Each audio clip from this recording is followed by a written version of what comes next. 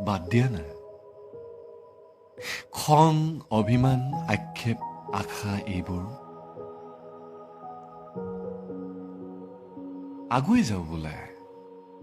কোনে জানে কেতিয়া ক'ত কিদৰে নিথৰ হৈ পৰে দুদিনীয়া খোজবোৰ।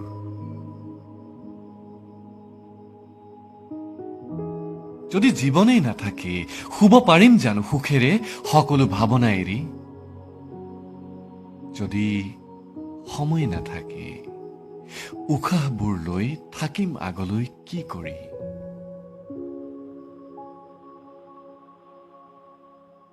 একেখিনি ঠাইত ৰৈ থকাৰ মজা নাই, যিটো খোজত খোজ দি আগলৈ যোৱাত আছে। দীঘল জীৱনত একো নাই যিটো এপলক হেঁপাহৰ চাউনিত আছে।